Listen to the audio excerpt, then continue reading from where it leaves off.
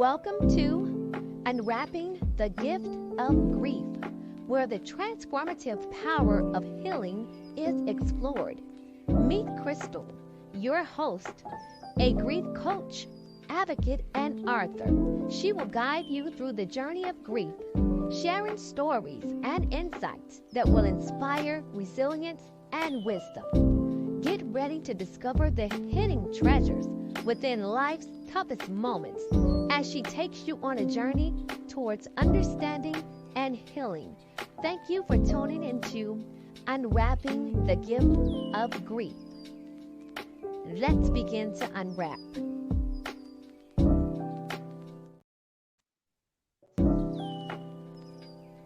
Welcome to Unwrap.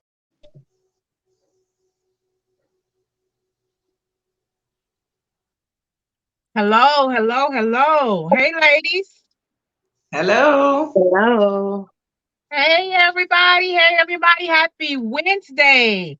Thanks for tuning in to season 2, episode 2 of Unwrapping the Gift of Grief.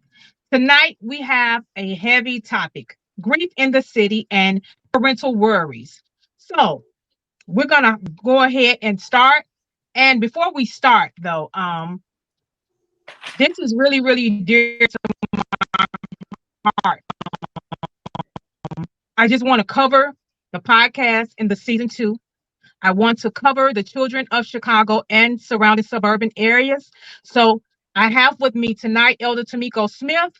She is going to open us up in prayer, and then we're going to kick off our show.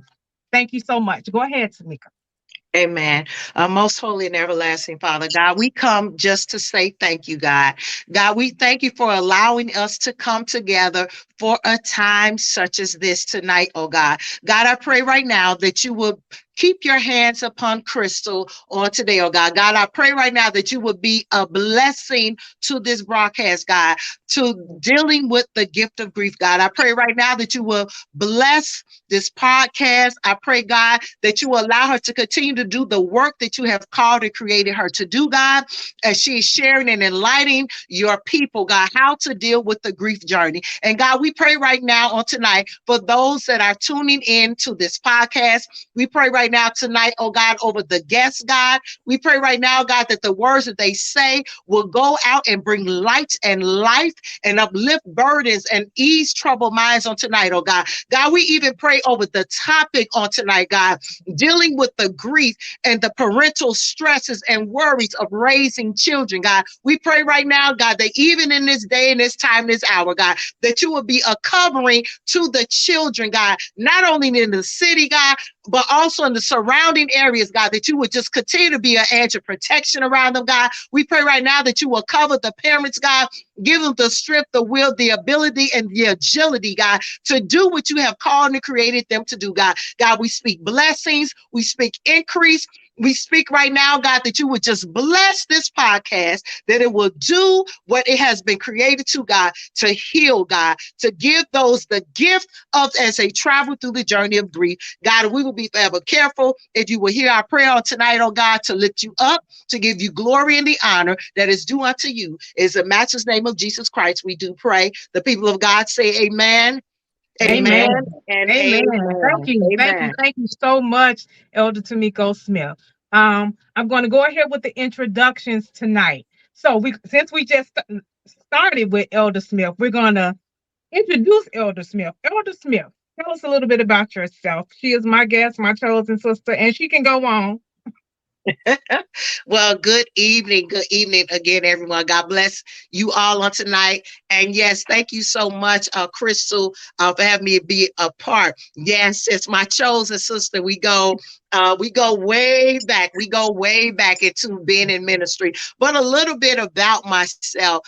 Oh my goodness. I just say I am an educator. I'm a speaker. I'm a consultant. I'm a writer. There are many things that I do, but most of all, I'll say I'm a woman of God, and God has called me to people to equip, to teach, to inspire, uplift, and empower. And so I am just grateful to be a part of your podcast and joining this team of dynamic women on tonight. So again, thank you for having me. Thank you so much. Oh, my next guest, Tanisha Finney. I met her at Tamiko's Women's Inspire conference a few weeks ago, and we just clicked. And I asked her to be on the podcast, and guess what, y'all? She here. So, Tanisha, tell us a little bit about yourself. Yes, thank you so much for having me, Crystal. Happy that I came across you. My name is Tanisha Finney, and I am a LCSW, a licensed clinical social worker, born and raised in Indiana. Born a counselor. God has been my right-hand man since a very early age, and I'm ecstatic to be in a space where we can uplift him and educate our community. My area of expertise is trauma. More experience with combat trauma, sexual trauma, anxiety disorders, and such. And I'm happy to be here and just have a fluid conversation and give whatever God has given me. Thank you. Thank you so much. Thank you so much. And my next guest, my last guest, Unique. Y'all, Unique has been with me a few weeks, so she is no stranger to unwrapping the gift of grief. Unique is my high school classmate. Unique is my prayer partner. Unique is my sister. So yeah, Unique. Tell the people that haven't seen you before, tell them a little bit about yourself. Oh, hi everybody. How are you guys doing? My name is Unique Washington. I am an author. I'm a real estate investor. I'm a content creator. I'm a full-time employee as an IT systems engineer. I got everything going on, but that's me in a nutshell, pretty much. So welcome, ladies. Thanks for joining our podcast. Thank you so much. Thank you so much. So now you all know we always kick out unwrapping the gift of grief with something fun. So tonight I didn't fill them in on what the icebreaker was going to be. It's gonna be good, ladies. So all of us are moms on this show, and here is the icebreaker. Icebreaker. What are some things Mama used to say to keep us in check? Ooh. I give you something to cry about. Yeah. Good one.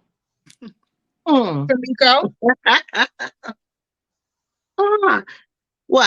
I brought you in this world, I'll take you out. Is that the one? Yes. Yes. Unique.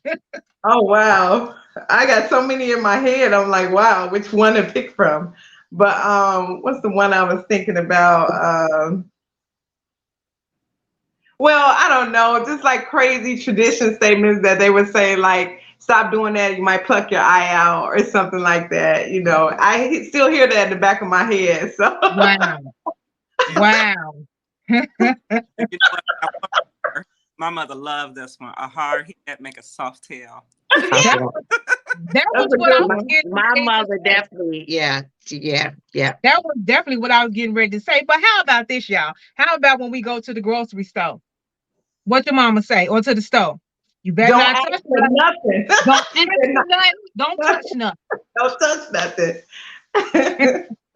Yes. Yeah. Well, might as well, if you show out here, I'm gonna get you here because I came up in that era, where she could carry a belt. So we knew the rules before we went. So we didn't even try. We knew the rules at home. We had our orders at home, so we didn't even try it. Absolutely. Absolutely. And now, Tamiko, I just want to piggyback off of what you just said. If you act out here or show out here, you're gonna get it here. Do you think that still should be today? Is that one of our issues with these kids? Oh my goodness. Well, as we go, there's much I can say when we talk about discipline, and when we talk about discipline. So I would say discipline is definitely still needed. As I grew older, I had different views, not just mom but dad. I remember, I'll just tell this little story. I remember in church being 7 years old, and I screamed. Our church had all these beautiful stained glass windows, right? And in my little 7-year-old mind, I wanted to hear what my voice sounded like, to echo. And I went to I grew up Seventh-day Adventist, so very quiet, way back here to preach up there, and I screamed in church. And my mother just looked down the row. So I knew I was going to get it. I didn't know how I was going to get it, but I knew I was going to get it. And so when I got home, I remember my dad taking me into the basement of our home, pulled out my pink double dutch rope, and he whooped me with that for screaming in church.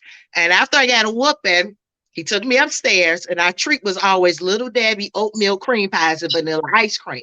And so to me, that was discipline. But I remember writing about that in elementary school, high school, undergrad, Wow. and grad school, right? So when we talk about Wow. discipline, so I would say that we have to do that, but discipline is still necessary. So not necessarily if you act up here, I'm gonna get you here. But it evolved for me that we have the conversations definitely with our children on expectations. And like I said, I'm like, but being a child, I always can connect with kids. Like in my 7-year-old brain, I just want to hear what it would sound like to scream inside of, inside of this church. And Wow. of course, my parents did not approve. But again, we just were not allowed to get away with anything. I just think over time, some discipline is still lacking. Whatever form of discipline, I think, is lacking, which is some of the issues that we do see now with young people. Thank you so much. Thank you so much for that insightful. I'm sorry. I was reading something. Thank you so much for your opinion. I appreciate that. Since we're starting off a little different, but I do want to share this. The reason I'm having this show tonight, Grief in the City, Parental Worries.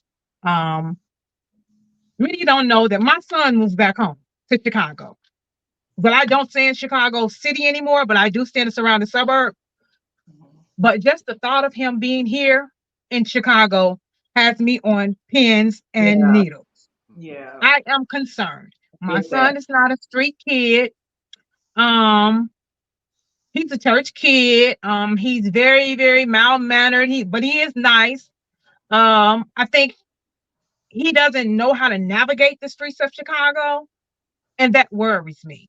And so also everything that I see on the news, or whether it's my citizen app that comes up, and all the children that's getting killed or beat or robbed or carjacked, that causes me worry. And I know I'm not the only parent that No. feels this way. So that's why we are having this conversation tonight. And maybe we can hear the heart and stories of some other parents, and everybody on this podcast tonight, they are a parent. So again, thank you all for joining. Thank you all for discussing this topic. And let's begin with our questions. I appreciate you all also for participating in the icebreaker. So with all of that being said, everybody can answer this question. With all of the danger, the carjacking and everything, murders going on in the city of Chicago, and there are actually reaching out to the surrounding suburbs. Absolutely. How do you talk to your children? I know most of our children are probably older, so now it's time for them to be more mindful about where they're going and what they're doing and who they're hanging with. How do you discuss or talk about this and the tough parts of the city life to keep them safe? I'll start with Tanisha. Yeah, so I think just the basics come to mind. I mean, you want to educate them to be vigilant, and to be vigilant does not mean to live in fear.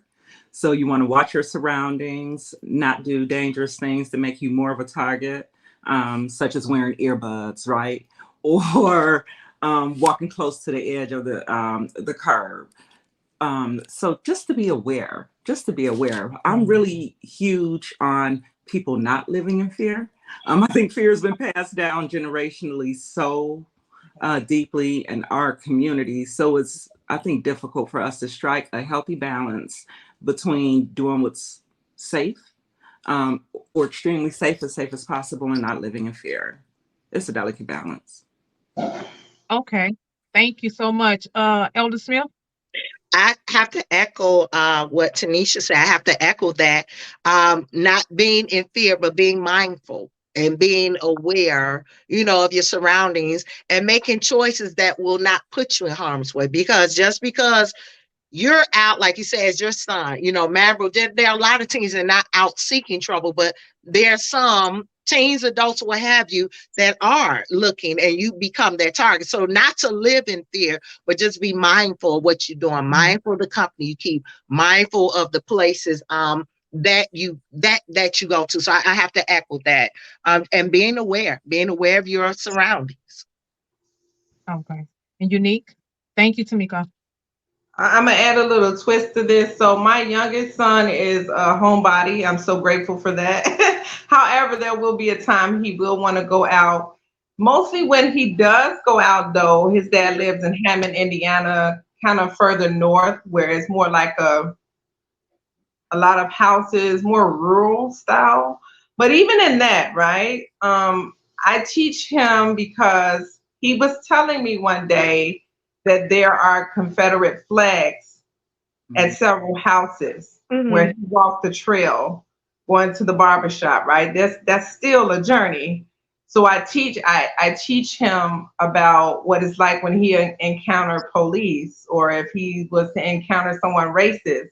Fortunately, he's on the debate team, so he has to tackle racism from that standpoint anyway, especially the more they're traveling through Kenwood. So he's managing that now. But I told him it's real when you're out there in the world and you do come across this. My eldest son, when he was younger and in high school, I kind of tried to create a perimeter for him where you can go anywhere downtown if you want, but that's when downtown was a lot safer. And then just talking to him and my younger son as we're on our way to school, when we hear news, we discuss it. So what would you do in this situation? If you were on a bus and this happens? We always can equip our kids with prayer, but having those conversations is very much so needed so they're not caught off guard and oblivious to the world, because him being a homebody, he is kind of oblivious to what goes on in a city. But I kind of ask some things I see off the news to see what's his reaction and what's his response in that case. Definitely. Thank you so much. Thank you so much, Sure. Unique. Tanisha, Yes. you're a clinical social worker, a therapist, and you deal with PTSD. Yes. Am I okay? So this question is for you. Can you share a story from your work that shows how city living impacts a family with grief and mental health? Absolutely. I mean, there are some people who do live in fear. So I work with people across the age span. For the most part, I do work with veterans. Um, so of course, young, 18 all the way up into the World War II vets. They're older. So there are some people who are afraid to come outside, period, and only come out when they absolutely need to. Um, I'm sure we've all seen the news stories of veterans coming back from combat zones and then end up murdered in their own cities that they came from. And even more shocking and sad, a lot of them come back too to find out that so many friends have already been killed. Um, Mm, in the streets. So I was speaking with someone, and literally 20 people he lost over the course of 3 years. It's devastating. Mhm. That is. Right. And then when you add on top of that, like most of the time, they don't know the person who killed them or no one will speak up about it.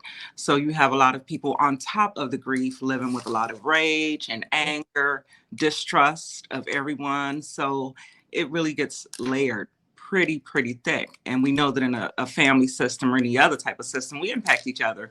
So if one person is in a home having an experience or lots of symptoms, more than likely it's going to impact the rest of the family as well. Yeah. okay. Thank you so much. Um, Let me ask you all this. As a parent, how do we or you emotionally support your children during the challenges of city life? Like, let's just hypothetically speaking, if your child lost a friend or if your child witnessed a murder, if your child was mugged or robbed or carjacked, how do you think, what do you think is an effective way to emotionally support them?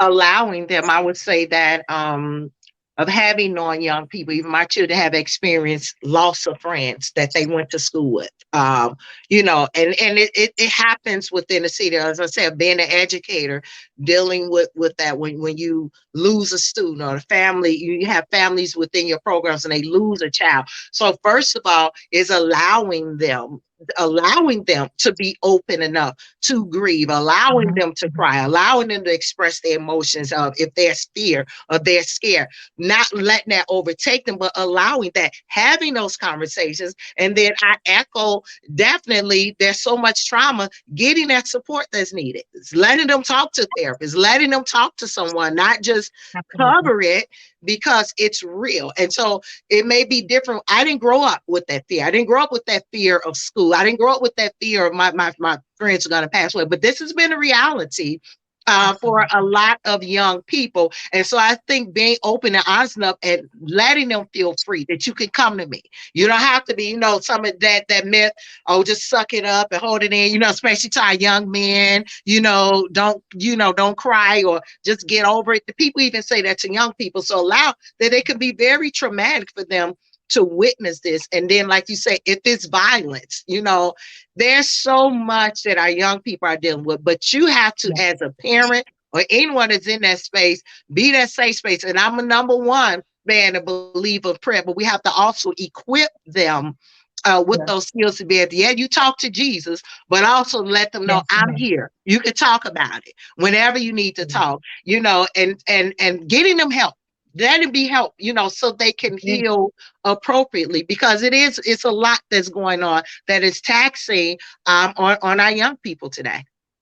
Yeah. Absolutely. I want to add to that too. I think it's so important. So many things start right, like in the home, and oftentimes it's people who aren't really vulnerable. It's parents who hurt. I love personally working with adults. It's parents who are in a lot of pain, a lot of conflict, worried about X, Y, or Z, but they will never communicate it to their children, or they will never any type of sign of emotional distress or anything. And I think that's very toxic and dangerous. So when it comes around for the child to emote, they don't have an example of kind of what it looks like, layered on top of the fact that a lot of society is numb and it's whack and it's lame to have these emotions, and people should just hurry up and get over stuff. So parents showing and communicating their own pains and obstacles in an age-appropriate manner is absolutely essential. Yes, absolutely. Unique. So pretty much what they said is creating that safe space for open communication, right?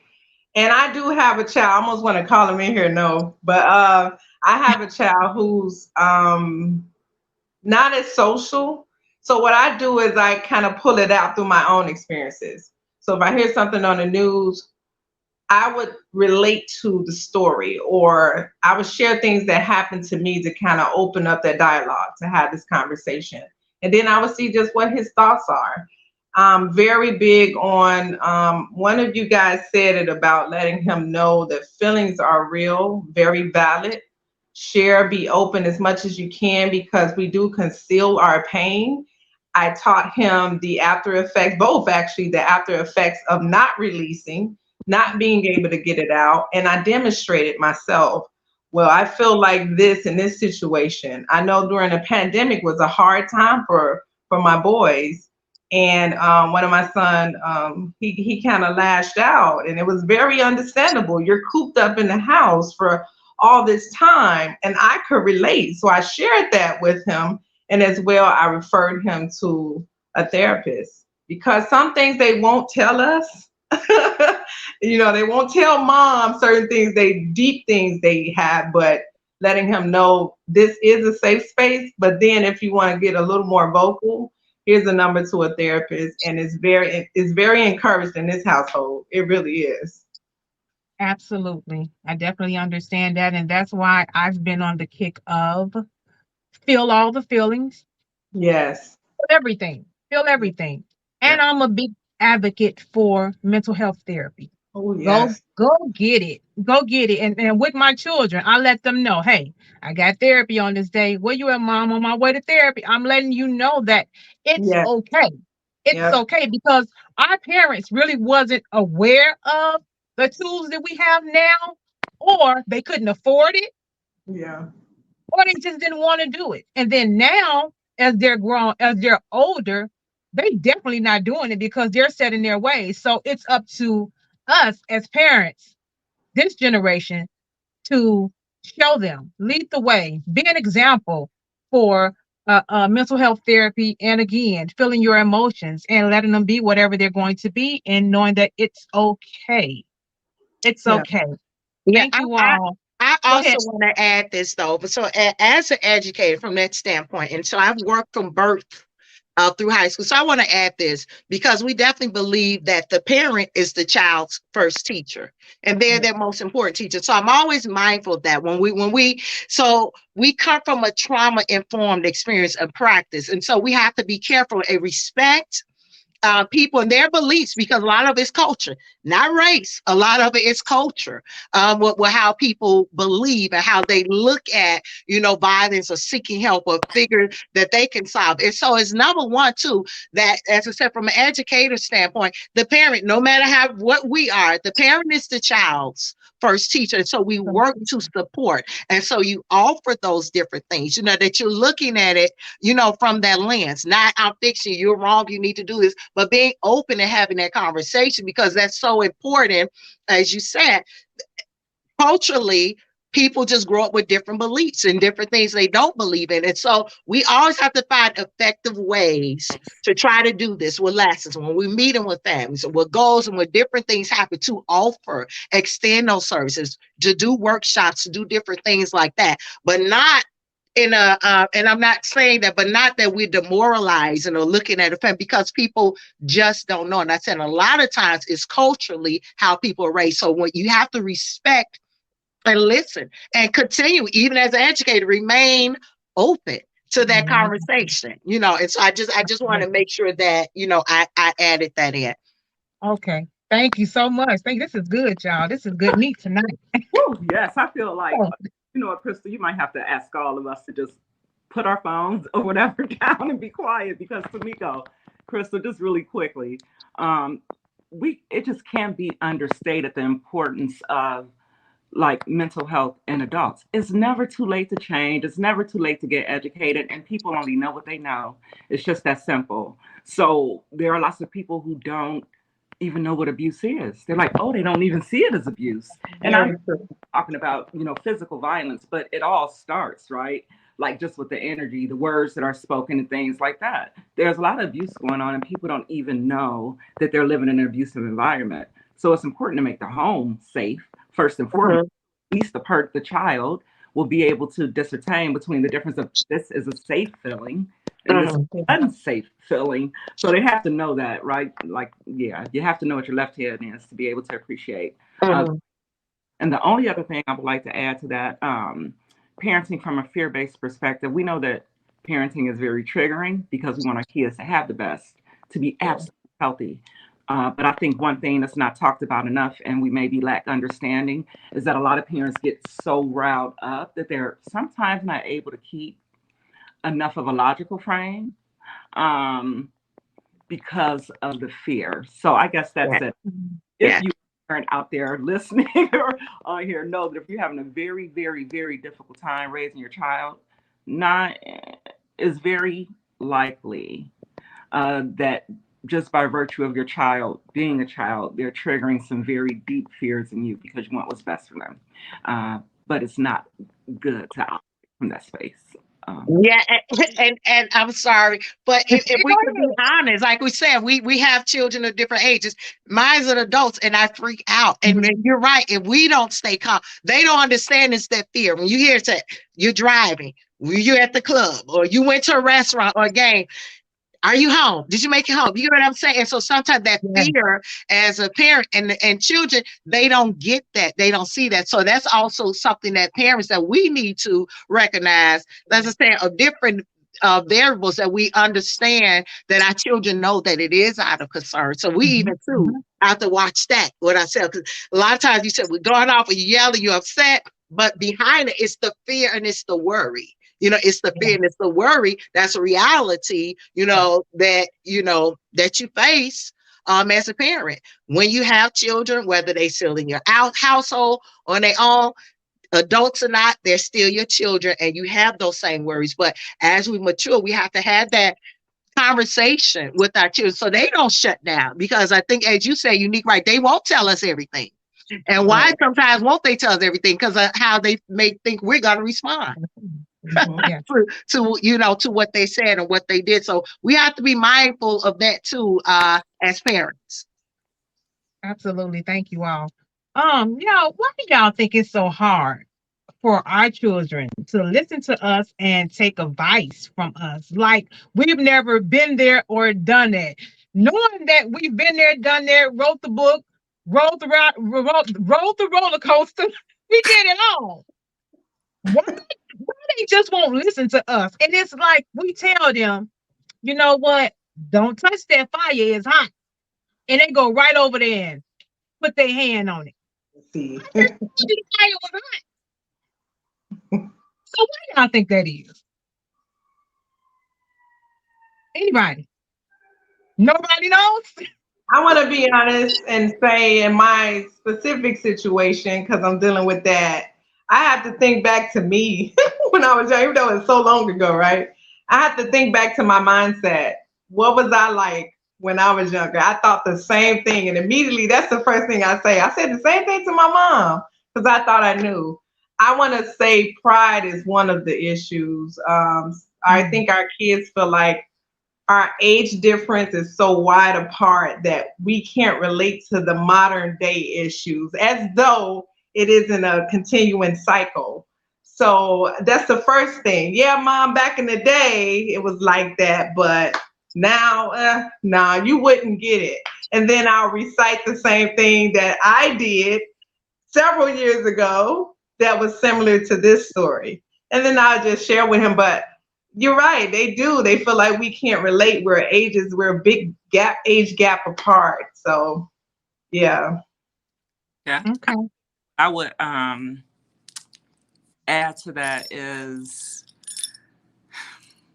okay, so we already established that all of us here at least like believe in God. So from an early age, I always made it clear to my child that God is your real father. Like, I thank God that he's your real parent. Absolutely. But I'm happy that he entrusted me to serve as your earthly guide.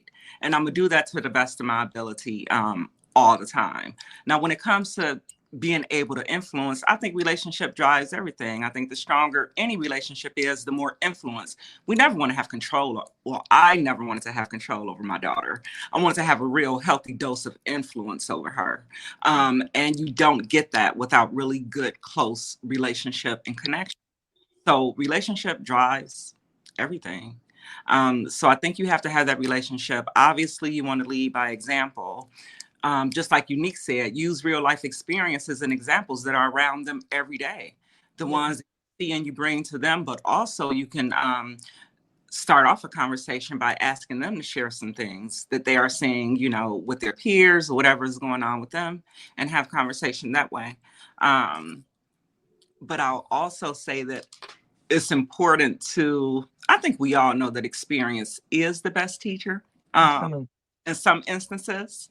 So I think just kind of letting your child know that I'm going to give you everything I can, but some things you're going to have to learn on your own. I'm going to support you. I'm not going to judge you. Come back, talk about it. Whatever you get yourself into, I'll support you in being able to get out of it. So yeah, it's probably healthy that they don't do. And I don't think you were insinuating this at all, Crystal, but we don't necessarily want robot kids, right? Like we don't want robot kids, but we do want them to take into consideration that, hey, my mother and my father has experienced something in their lifetime, and they're just trying to forewarn me or keep me from experiencing the same harm or hurt or whatever we went through. Mm-hmm. So just be open to listening.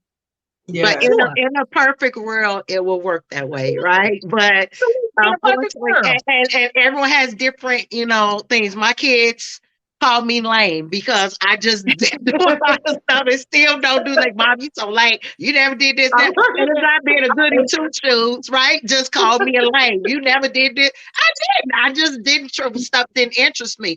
So I did. I listened. Some stuff I did listen to my parents on, some I didn't. But as we said, experiences you will have, and children, they're different. Nothing is a one size fit all. You may have one that's gonna Absolutely. listen, one that Yeah. won't, one is gonna take partial advice. So I said, even in the key of that, you still remind them, you still tell them, but then I'll be here for you. Because you'll say, okay, I'll be here for which with whatever. And I said, I have children of different ages, so even in the workplace, different advice and stuff that I've given my children. Okay, you'll see, because and so you just have to just cannot allow that to frustrate you, because it's just a part of life. That doesn't mean we were doing everything, because again, my kids call me lame. I didn't do everything, but I still did some stuff that my parents didn't approve of or didn't say I should do, So it's just a part of life. But what we have to do is, we can't fuss, and it can get frustrating, because it's like, I just see ahead a little bit more further than what you can Right. see. But Right. they'll come into that, hopefully, now, because you can still grow and still not get that, but they'll come into that. And so when they do, and when they bump their head, or when they bruise, right, like a good parent will be, I told you so. No, you just be there. Because see, they'll Right. learn that lesson. So that's again on us as parents. We have to be patient, because they were patient with us. We may not be doing this and that, but we have to be patient. In a perfect world, everybody will listen to everybody, and there will be no mistakes. But you learn through Absolutely. experience, either through somebody else's experience or through your own. Absolutely. Let me ask y'all if this sounds cheesy, because this is something that my daughter and I, we have a great relationship. Praise God. We had a little bit of a bump, but overall, thieves. Okay, so it worked. I think it's okay to communicate to your child. I'm your parent. I take that seriously, like very seriously. And I'm not going to really let anything get in the way of me parenting. And that would include sitting you down and having conversations with you from time to time. Yeah. And the role that you play as a child, right? And expectations that I would have from you, from you as a daughter or child, and like you're going to do that. So I think taking that ownership, because when somebody is headed for danger or whatever is going on, if we're talking about it, it's still our problem. So I also think owning instead of like, you're going to go out there and get in trouble, like more ownership, like this will break me, personalizing what it would mean to you, because if you're talking about it, you obviously care about it. So I think finding a way to personalize it, and also just kind of really taking full ownership of the role of what parenthood is, what it means, and how it's going to manifest in the day-to-day. Absolutely. You just really walk me into your next question, Tanisha, which is, as a therapist, how do you guide parents on finding a healthy balance between educating and protecting their kids about city reality and what's really going on? Yeah. Funny, because it almost seems like a lot of our conversation has already like encompassed quite a bit of that. Absolutely, it is. Yeah, I think it's using an example around them to teach. Most importantly, you being as authentic as you can. Whether you yourself have PTSD, depression, or whatever thing, be as authentic as you can. And that will in turn translate to them being authentic with themselves, which will then translate to them being able to communicate to you and to other people and draw boundaries, right? Because it's all sorts of violence. I think violence, or at least me, I'm trying to have a broader frame than somebody being somewhere and like somebody just like, shooting them or offing them or, killing them for no reason. I mean, we have rapes, we have verbal assaults and abuse. It's so many different levels and types of violence. So I think setting that, making sure that they're healthy, that's going to start with the parent. If you yourself know that you aren't healthy, then do your best to have them have access to other adults and children who are healthy, or at least healthy-ish. Make sure that the home, domestic violence, things like that, lots of cursing, name calling. So just make sure that your home with them vibrates like safety first. foremost. And I think they have so many examples around them that the reality is that they're more numb to it than not, is my experience. So either they're numb to it or numb in a moment, but may have a delayed response. So I think that's something to keep on our radars as well. They can see something this week, or we know we can, but for some reason it really doesn't hit us until a year later or a month later. So I think it's important to talk about like delayed responses also, because I think it's so much coming at them, whether it's recording a fight that just happened in school or outside, like they're just bombarded with so much violence. Take the seat of a parent and have the discussion with your child. Like, I think it's important, if being like a really tough parent and laying down alarm, what you say goes and all of that, if that's more important than raising an adult who's going to live 18 2 or 3 more times after they leave your home. I think you want to raise a critical thinker with good judgment and all of that stuff, and kind of ease up a little bit on that parent tip, if that makes sense. So yeah, if it's a good relationship, you'll be able to sit down, negotiate. And some people say they're not going to negotiate anything with their kids. That's fine. Unfortunately, that child may end up leaving your home and not have the skill set needed to make their own critical decisions. So I believe playing the position of coach is probably the best position to play. That's good. That's good. Yeah, I like that. Yeah, just barking orders, I don't think it's going to get you very far. And they retain the teachings anyway. So that's it. And I guess if I just had to add one little sentence to kind of wrap it up, I would say whenever you're trying to instruct your children on anything, or a friend for that matter, it doesn't matter who, but since we're talking about children, then we'll keep it there. You always want to pair education. And Tamiko, I know you know this, right? With a positive emotional experience. So if you hollering and barking, that's not going to allow them to retain information if you're trying to give them some good information. So bring down the temperature a little bit and have the conversations all the time, not just when something happens. Absolutely. Yeah. Absolutely. Thank you. Thank you so much. Okay, you all. This question is for everybody. How important is community, and what does that look like? Unique, you can go first. Woo. I was thinking about that heavy. Right, our little Jerusalems around us, right? So when I was younger, still kind of happening now, I had a lot of teens and preteens flock around me. I love kids, right? And my eldest would see me kind of help nurture the kids in the building, nurture the kids in the neighborhood, nurture the kids in his friends that came over, basically, nurture the kids in need.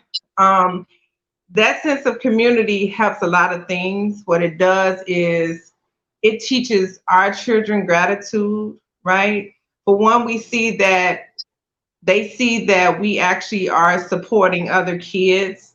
I became like the fun mom. I would have like Xbox game. I used to play the game, Xbox and so forth. I would have my son invite his friends and we would have like game night. And you'd be surprised what you hear, right?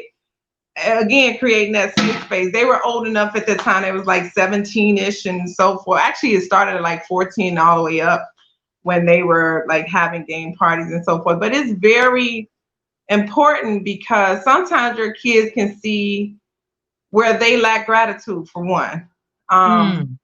We were around a lot of kids who was unfortunate, kids who, needed meals for the day, kids who didn't have the proper home dynamic. So we were their safe space. So then it made my sons look at that and say, oh, wow, I'm grateful, for one. For two is that it shows a lot of a family dynamic. It helps the children to see you're not in this by yourself. There's other kids your age dealing with certain things. You're not by yourself. And also to see how I respond, how I react to them. When they watch you guide other teens, sometimes that triggers them to listen to you more now, because the teens kind of encourage them that, oh, wow, okay, I didn't know I can open up to you like this. And so they share that. Then it will cause the your child to open up.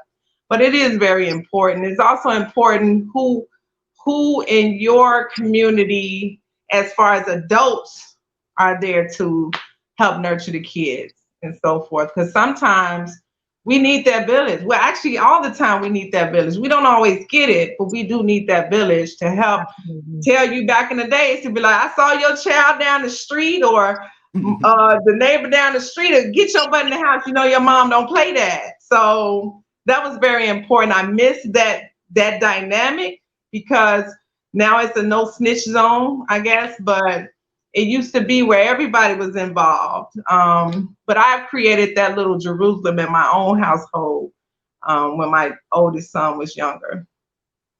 Okay, thank you. I love that. Tamika? Mhm.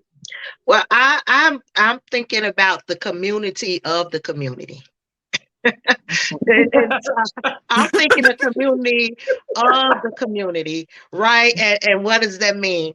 So, what are people seeing? What are youth? What are young men, young women? What are they seeing now in the community? What's the difference? Do they see men at work? Or are they hanging out on the corners? Do they hear violence? Is it respect shown to people? Are they saying get to school? From all of that. So what do they see? Do they see hanging out all day, or do they see people getting up and going to work? Do they see trash being thrown out? Are we putting all this together? The community of the community speaks volumes to what we see happening. As you said, there was a time where if something was going on, the neighbors and whatever, everyone was parenting, everyone was doing things together. You wanted things to be beautified. It was respect. You didn't see so much stuff. So the community of the community is important, because then again, that comes to the children feel that's where the gangs come in at. Do I have to be in a gang now so I can feel safe? Or should I be in a gang so I can have protection? They got a gun. Do I need to buy a gun? You understand? They dress this way. Do I need to dress this way? So all of that is important. And to say that, sometimes it doesn't mean everybody's doing that, but it becomes hard if the community mindset is down. If the community thinks it's that, so you got one or two that want to try to go, but they dropped out of school, or one or two trying to work, but they at home all day. You get what I'm saying? All of those things play a major role and a dynamic for what we see happening. What we see happening in society today. So community is important, but also the community of the community. So when you see that negativity, are you still going to be that strong voice, to your child? And I keep saying child, but it's all age. It's a community. I don't care if you're 30. My children in their 30s. All age groups, the community of which you keep, where's their mindset? How are they living? What's their lifestyle? So that's very important also. Okay. Tanisha? Could you repeat the question, please? Oh, child. The question is, Community, or is there? how important is community? And how important is the community support? And what does it look like? Yes. So I think that Tamiko nailed it on the head with like a lot of the chaos that we're seeing, in my opinion, is due to, first and foremost, we know the breakdown of the family, and then subsequently you're going to see a breakdown in community. I think the community cannot be overstated. I think that's why Black folks continue to kind of not rise economically. We're behind in everything because there's nothing that you can really do of significant import with on a large scale that's going to impact a lot of people. You got to have a lot of players in the game. And to not, it's sad. I think it's a real breakdown in the sense of community, and it is hurting us on every single level, every domain of life imaginable. I think it's critical. And my work really isn't so much about like grief after someone passes away, but definitely grief in the sense of people who have shattered dreams, relationships, just a shattering of expectations, lost in that way. And a big sore is people who don't have any support. And I think was it the AARP? It was AARP or Times Magazine. They did a segment on the new biggest epidemic is that of loneliness. And I agree. I mean, there's so many people who are alone and isolated and things like that. And to be transparent, anybody who knows me, I'm honest. I wouldn't say isolated, but I definitely don't have the sense of community that I desire. And um, yeah, I don't know. I just think it takes a lot of work. We have a long way to go. And when you talked about, someone saying, like, what are you doing down there? Your mother don't want you there. I was reminded of a lady, Ruth. Man, she used to tell my mother everything. I can honestly say, I couldn't say that. I thought she had a problem. And even though we're talking about youth, believe it or not, Miss Ruth ended up dead. Someone went in her house and killed her in her house, her and her grandchild. So that just kind of triggered when Tamika was talking about, the community looking out. I was reminded of Miss Ruth, and then was hit with the unfortunate reality that even she was murdered with her grandchild. So yeah, we need that. We need to start telling on people again. And I don't hesitate to get in people's business. We have to do that. If you want to be an advocate, you're going to have to put on your big girl panties, your big boy draws, and say something when something needs to be said. I'm known for doing it. From what I can see, I haven't really made any enemies. I heard someone putting their child through something a few doors down, and it was disturbing. I mean, I'm hearing wailing. The girl is just crying like forever. I mean, after 15 minutes go by, no, I'm about to go knock on this parent's door and ask them what they're doing to their child. It's just that simple. We have to be bold, within reason. And if you don't feel safe enough doing it, then call the proper authorities. But the question was about community. Try to use your own barometer. See if you're a very distrusty person. Try to elevate your trust by being around people who are trusting. Get to know your children's circle, and build your own community. Just like Unique said, like, we can build our own community. So take that responsibility and start doing that expeditiously. Literally, anybody who's on the call or watching, when you get off, plan to be somewhere with somebody and have some sense of community over the next 3 to 5 days. Absolutely. And everybody take that challenge. Say that again, Tanisha. This is a challenge from Unwrapping the Gift of Grief from Tanisha Finney. Take this challenge, y'all. Go ahead, Tanisha.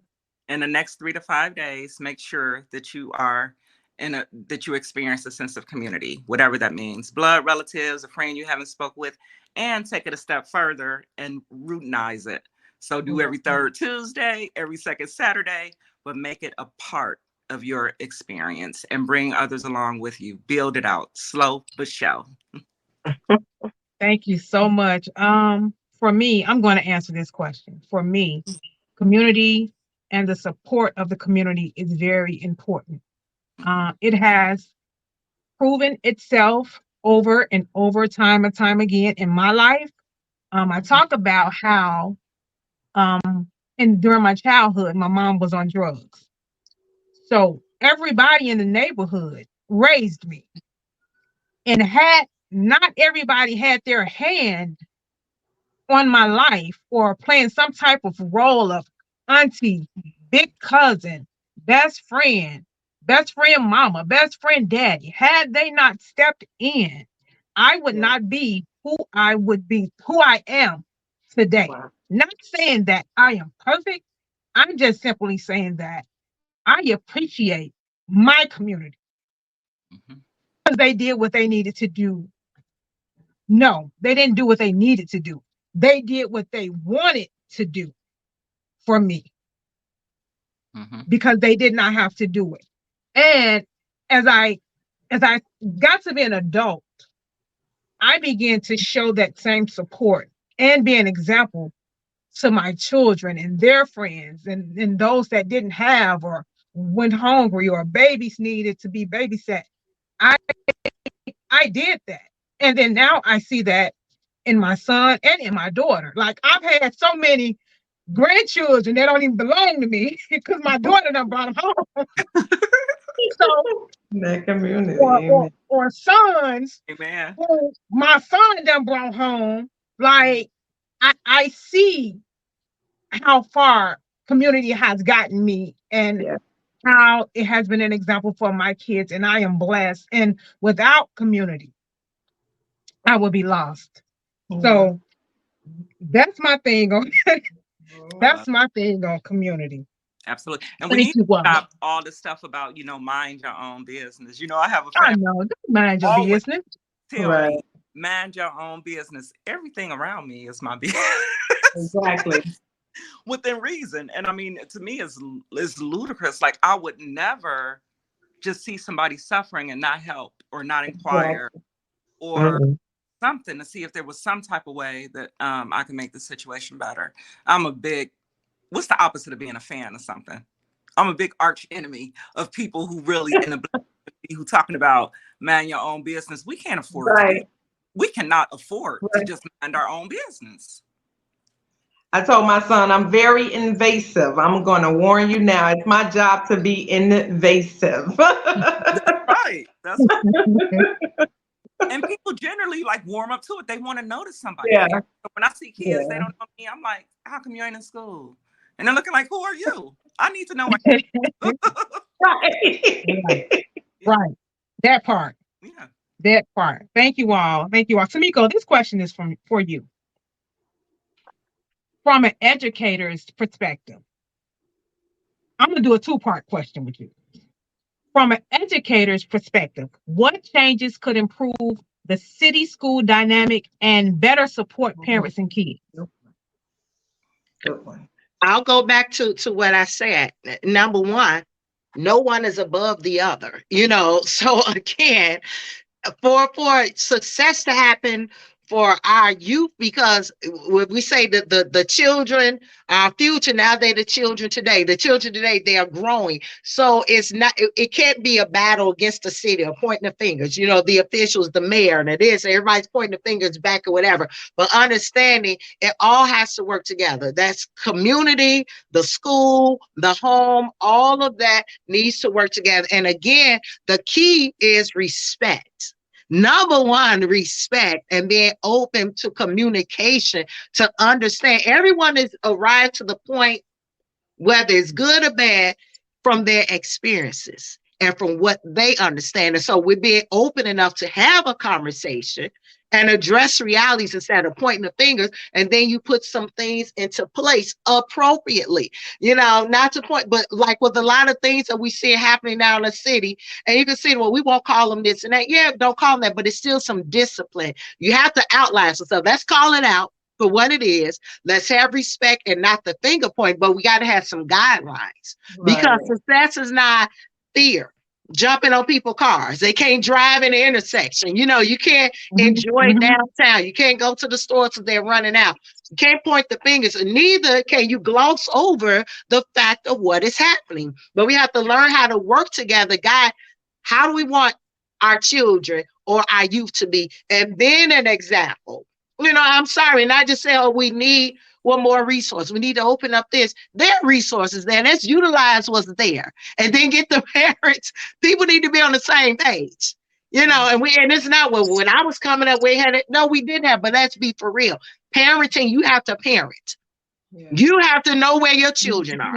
You should know what your children are involved in. And if they're doing things, you are to be the one to have the conversation with them, turn them in with slapping people on the wrist, which is why we end up in this chaos. And the city officials too, the schools, whatever, as I said, you have to work together. And it starts with respect, having a conversation, no matter how hard it is, and setting some guidelines and some rules in place that must be followed to help curtail some of the undesirable behavior. Otherwise, it'll be the next something. You know what I'm saying? Like you say, spreading and more boldness because there are no consequences for actions. There are no consequences for actions. So there, respect, because where's respect? Where's respect come from? It's taught in the home, but if they're not getting it, when they encounter you, then we have to teach them that. How to get respect, because this is not acceptable. If you do this, this is going to be the consequence for that. And so again, with the finger point and the blame, but put some rules into place. Have the conversation. Put some rules and consequences into place to try to get that desired behavior. You just keep doing stuff and the slap on the wrist, and people scared to drive. They're scared to catch the train. I used to love park my car and get on the train. and go downtown by my, I grew up in the city. I love it. But that fear, and I'm not a fearful person, but just to see what's happening, people can't drive. Where are the rules at? And so to curtail some of that, like I said, we can't just act like it's not happening. No, we're not name calling. You don't want to say they thugs and they lost their control, but parents got to take responsibility and be parents. Children have to be accountable for their actions as well. And our city, the schools, all of that, you have to put things in place. Because we did it. We had dress codes with school. You ain't want to be in detention. You didn't want to miss out. You know what I mean? There were consequences. We had to follow rules. So when the rules go out the window, when discipline, again, I didn't say punishment. I didn't say beating, all the discipline, appropriate discipline comes back into play. Respect comes back into play. Communication comes back into play. We can start knocking down some of these issues that we have that are facing, not just our youth, because it's taking over. It's taking over the city. So if it affects the youth, it's affecting the elderly people. And it's not just at nighttime. Things are happening in the daytime. You know what I'm saying? So we all have a responsibility in that, not to point fingers, but sit down at the table and have a real conversation, what's happening, and work towards solutions. Absolutely. And part two of your question.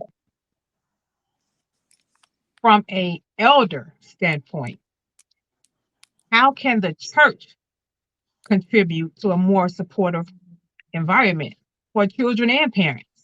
Because it seems like now, so more than ever, children are running away. Parents are running away from the church. They don't want no part of it. How can the church be effective?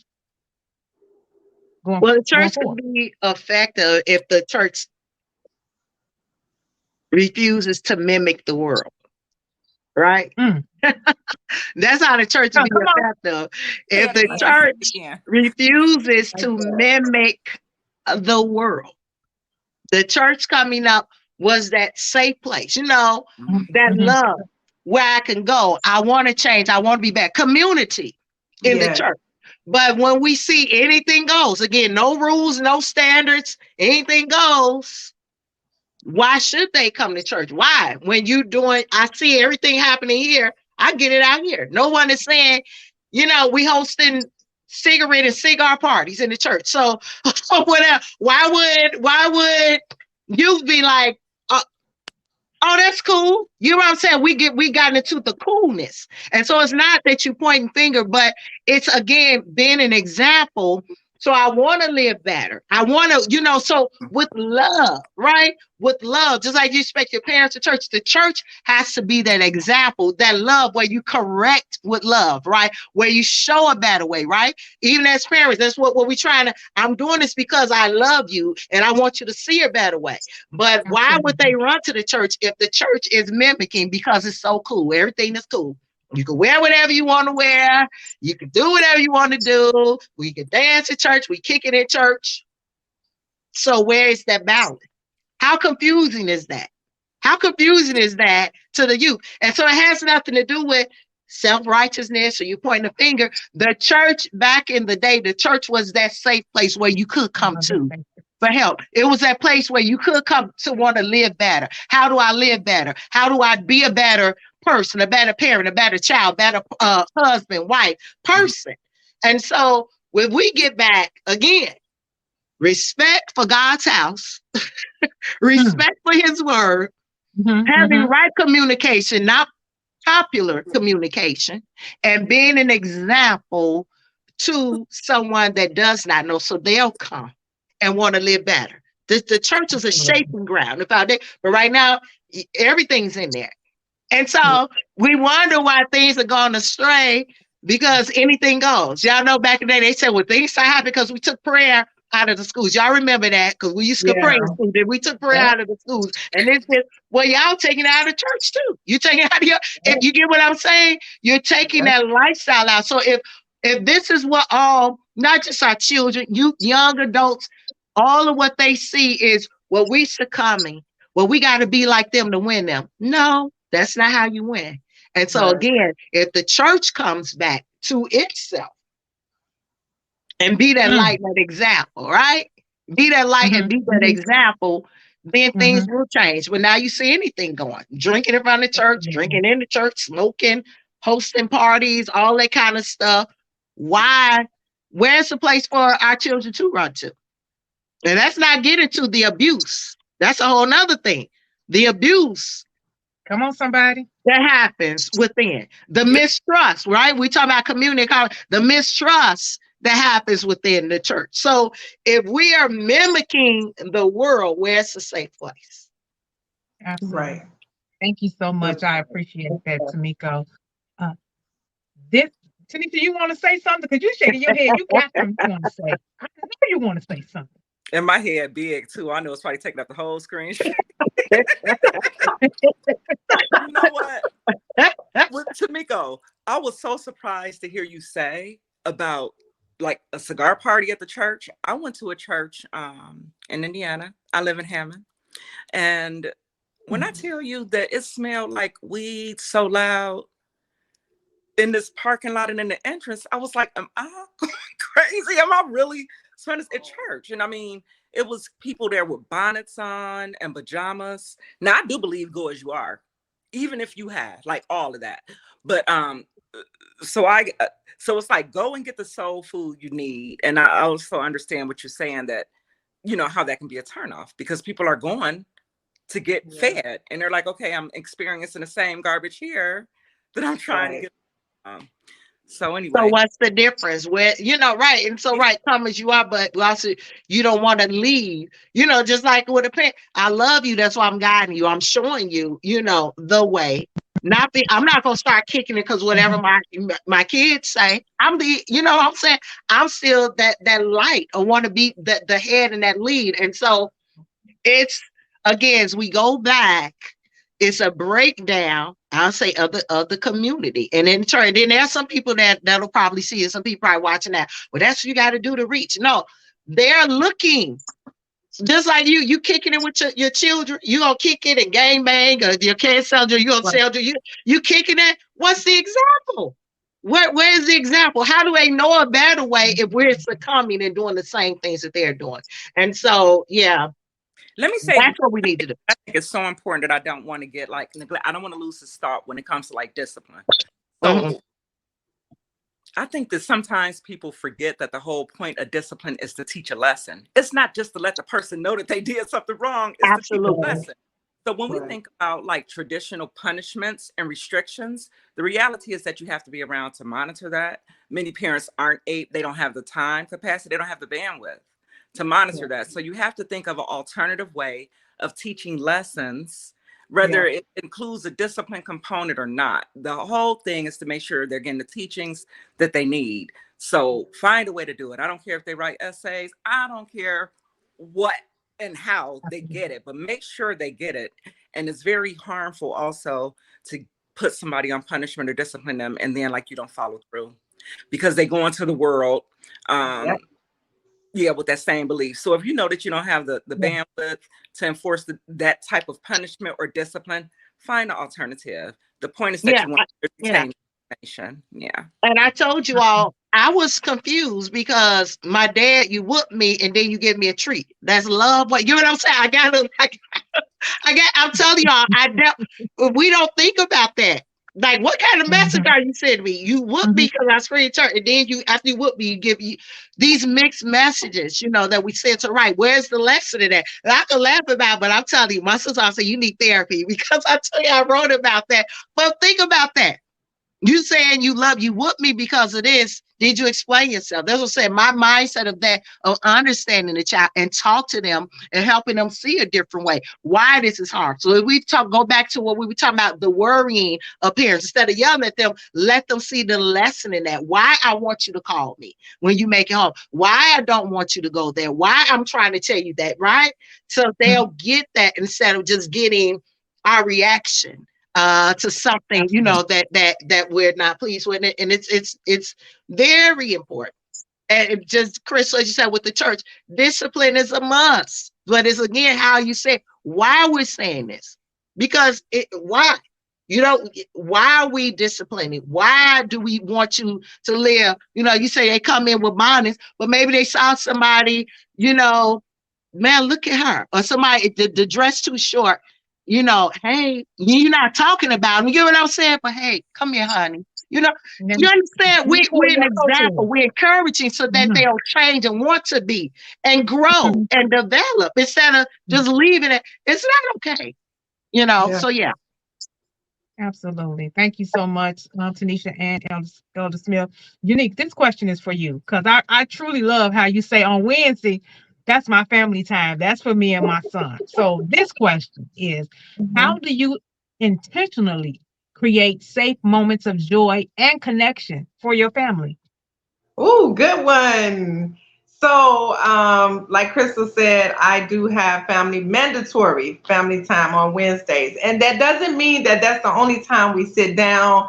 That doesn't mean that's the only designated time we kind of get in there, but that is our space. If you have an issue, let's talk about it. If you have questions, let's talk about it.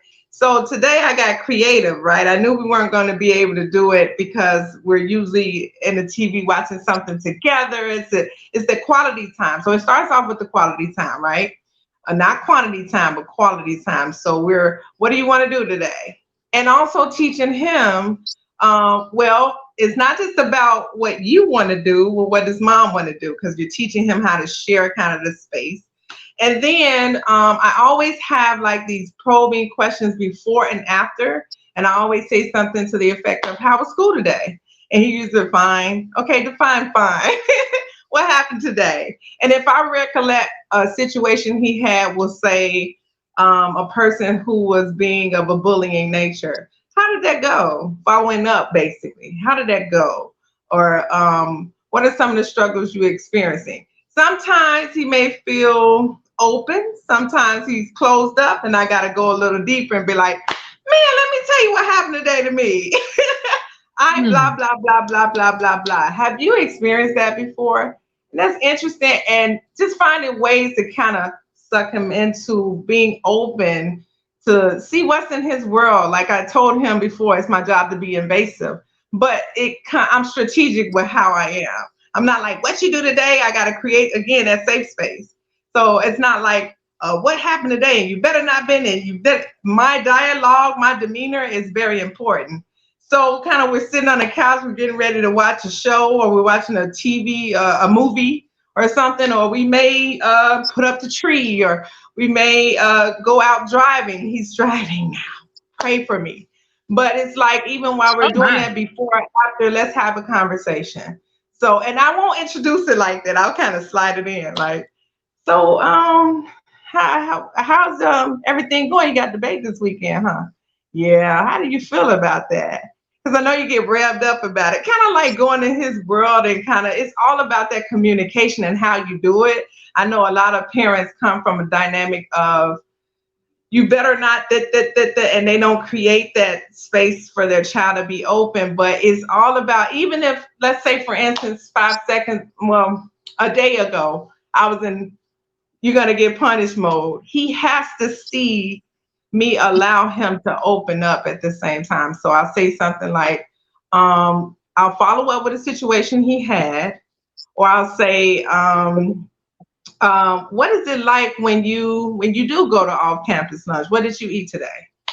Oh, I ate this, and that. And now we're into a money management conversation, right? What are some of the things you think you struggle with? How can I help? It depends. It depends on the day. I can get, oh, let me be open, or I think I'm fine. And then I'll say something. Can I Okay. share a book with you, because I'm learning this myself?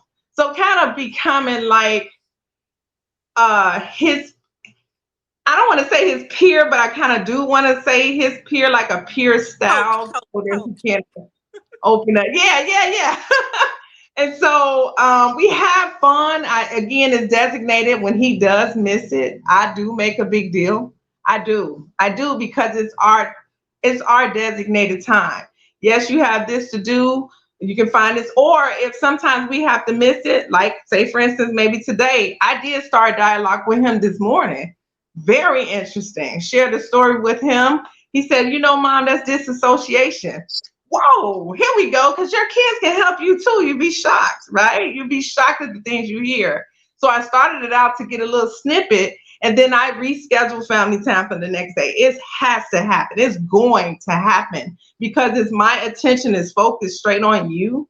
And it's our time. And we're going to spend it. We're going to spend it like to the full effect. And most of the time I do something because I kind of learned his style, what he liked to do. We watch cooking shows. We do certain things and I share with him. I fasted today. Oh boy, I was hungry. So when we watch this show, it's going to give me life, you know? So he's understanding what fasting is.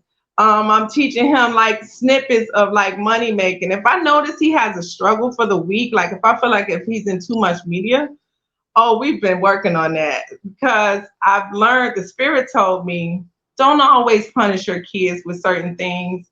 Kind of get in there a little deeper and teach them about fasting. Or let's fast for this day.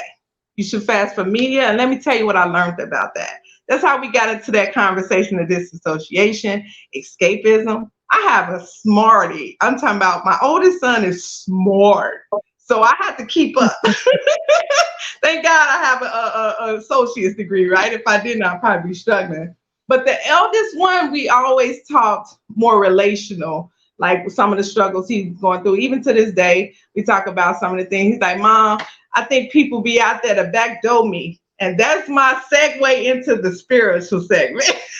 I love that part because we go in there, but not too much to where I sound religious, but just showing him that relationship I have with God and just some of the experiences I have. Because my youngest is 17. He's not my baby no more, right? He's growing up, right? Next year he's graduating. So every moment is crucial, and just treating it just as careful, thought out as I can. I have to pray all the time before I go in this because I don't want to go in my own strength. You know, I don't want to go in my own mindset. I need God, Jesus, every bit, everything, every angel I can, because sometimes as parents, we take our day and on our kids. And sometimes we on our kids. And they don't deserve it. And sometimes it's subconscious. We don't pay attention. So just being intentional in that sense as well. Thank you so much. Thank you so much. You all, we are at an hour and 17 minutes. We're getting ready to wrap up this show. I appreciate you ladies for being on with me tonight. This last question. So actually, this is how we're going to do this. I'm going to pose this last question to Tanisha, and then I'm going to give you Unique, Tanisha, and Tanisha, if you want to. I'm sorry, Unique and Tamiko. Tanisha, if you want to, after you finish this question, you can give your last minute remarks, and then I'll close us out. If that's fine? Mm-hmm. All right, let's go. So, Tanisha, as a therapist, how important is introducing self-care to the family? And this two-part question. And because what's going on around us in the city, and we've become numb to it, what type of coping mechanisms can we use to not be so numb to it and just face reality? Yeah. So of course, I'm here to do the best that I can do. So when it comes to self-care, I feel strongly about boundaries. All right. Or boundaries is something that is a non-Black word or concept in the mind of many. I think our community absolutely lacks boundaries, and people think that means that they're being loyal to people. What you're doing is hurting yourself, and you're likely hurting that person as well. I don't know where I came across this. It must have been on a news feed, but I've been using it. My clients love it. I love it. And it's my new code. I think that the definition of like healthy boundaries really is that overlap where I could love and respect you and myself simultaneously. Yeah. Period. And what that would look like, on the ground, of course, that's going to look different for everybody because everybody gets to define like their own boundaries. But I think starting with defining boundaries. And if you don't know what that means or whatever, I think a good guiding principle is to be sure not to violate your own moral code. I think that's something to let people know, like your stomach will tell you, the Holy Spirit will tell you, intuition will tell you, but get a firm footing on what your own moral code is. Document it, write it down, pray about it, do whatever it takes, and don't violate your own moral code. What Unique was talking about in terms of self-care and really taking care of the community, her family system, do you know what it communicates to a child or even to an adult to know that you're expected to show up somewhere at a certain time? There's literally a study on that. And I want to say that it could add like up to 10 years to a person's life if they know that they're expected to show up somewhere and people are waiting to see them at least once a month. Wow. So that's critical. And then in that way, when I think about your son, Unique, knowing how important that is to you,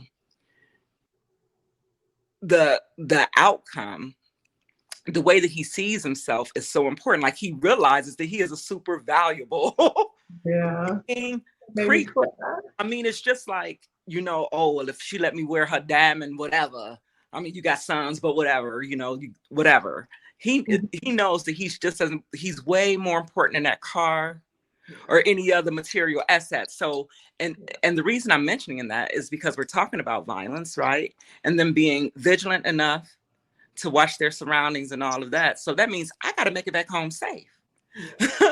And then just knowing that, with that literally being on their mind all the time, what it would do to the people who love them because they have that type of environment created for them, that goes a long, long way. So that's it. I think that families need to talk about boundaries, the importance about boundaries, maintaining boundaries in all relationships, regardless of the age of the child. Yeah, and just creating a safe environment. Now, in terms of the second part of the question, I'm sorry, I'm a little bit sleepy like a baby. I think I need like a warm bottle of some tea or something. You don't have to tell me the second part. I'm serious. I need something warm up in here to drink on.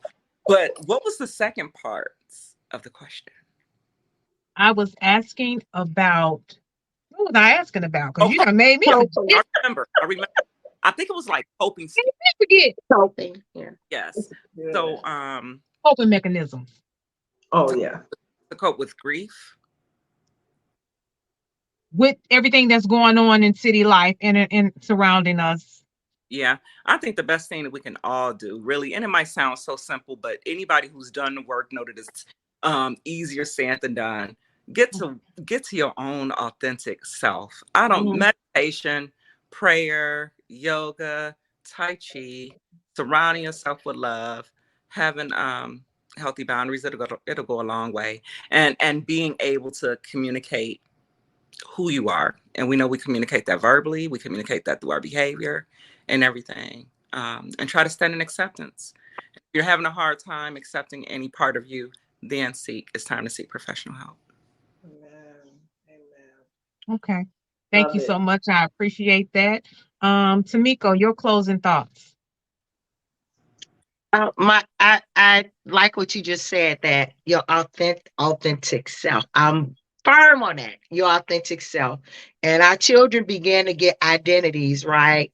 We know that at a young age, their identities. And so with being a parent, being authentically true, first of all, to yourself and being real, because you're raising children that are going to grow up, have to deal with other people, have to have a job, have to go to school, have to communicate, how to know how to set their own boundaries so people not running over them, know how to step back and say no, when it's danger, those different things. And so being true and authentic, and that means feeling it all, when you're sad, when something is sad, when something hurts you, when you're afraid of something, having those conversations, but also let it be rooted and grounded in love. I think that's key, that we stay rooted and grounded in love, because if I love, you. I love where I live. I'm gonna take care of it. If I love you as a person, I'm gonna treat you well. I'm gonna bring my best self to the table. If I love myself, I'm gonna treat myself well. If I surround myself with people that love me, they're gonna tell me, hey, don't do that. Maybe do this, that thing. And so I think finding out who you are, y'all know, I believe that finding out who you are, walk in your purpose, treat people how you want to be treated, and being open to lessons, respect one another, have appropriate communication, and set boundaries for yourself. Because if they don't want to listen and keep going, hey, you just sit back and wait for them in love when they come back. But you must stay true to who you are. And that's what I want to say. Stay true to who you are. You be that example. You don't let things change you. You be that example and show love, give love, wait in love. So that's what I want to end it with. Right. Amen. Unique, your closing thoughts. Well, first of all, you almost took me out with that question and Tanisha's answer and Tamiko's answer too. Y'all pretty much summed it up, but going back to that self-care and boundaries, I think the biggest thing is demonstrating it. Like you both said, oh my goodness, I can't stress that enough, because I can spew out my mouth all the time and say, take care of yourself, take care of yourself. But if I'm not showing it specifically for my child who has not experienced experience yet or life yet, you know how we say life be life, and they haven't experienced it. All they're experiencing is our life. What are we showing? Is our life and our doctrine matching up? So we say we're loving the Lord, right? Are we showing that? If we say the Lord loves me, are we showing the love that the Lord loves us with, as well as us loving ourselves? Because we always, most of the time, we neglect ourselves, especially as parents, right? And so showing them that self-love, demonstrating that, can take them so far and so far. And I know the Bible talks about train your child in the way they will go and the way they should go, and in the end they would not stray from it. That is so huge for me, because I had my child for 18 years to be a big impact. After that, he's only leaning off what I said. Let's say, for instance, he chooses not to have a relationship with God. He's leaning off what he saw God in me. He's leaning off what he saw my self-care in me. He's leaning off the values of me. So every little moment means the world. And then I learned something else. Every parent is not suited. You have a lot of parents. We talked about safe space. A lot of children are suffering in unsafe spaces at home, where it's not peace and it's not tranquility. It's fights, it's strife, it's everything. I grew up a little bit in it myself. It's only God's grace that I can give out something different than I've grown up in. But it's very important that they have that safe space, and God's given me a way to be children's safe space. They get on my nerves, don't get me wrong, right? But I realize sometimes that's the most God they will see in me. So thank you, ladies. You guys have been so beautiful today. Like, you should come back and join us sometime. Absolutely. Absolutely. This has been a wonderful podcast tonight. And I just want to say thank you. Thank you. Thank you. Thank you. A big thank you to Unique, to Elder Smith, to Tanisha. Thank you so much. You all have been so helpful tonight and insightful. I appreciate you for answering the call. I'm quite sure that this won't be the last time that you appear on Unwrapping the Gift of Grief, because we will be back. I will have them back on, you all, because they do have something to share. They have something to pour. And I'm just the gate that's going to open to allow them to pour it to you all. So, Amen. As we close this episode was kind of deep for me. And I appreciate everything that everybody said. And I'm going to take it and I'm going to unpack it myself tonight. And I'm gonna go for it. Yeah, that's all I really got. That's all I really got. My viewers, thank you for checking in. I appreciate you. As I say every week, if there was no grief, there'll be no love. If there was no love, there'll be no grief.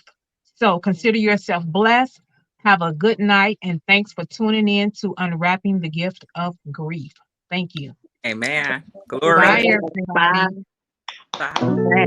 Thank you for joining Ladies. our conversation tonight and for diving deep into the journey with Crystal. Remember, healing, it is a journey, and you're not alone. So, if these talks resonate with you, share, subscribe, and connect on all platforms. Together, we can unwrap the gift of grief. Until next time, Crystal is here for you. Find this podcast on all streaming platforms.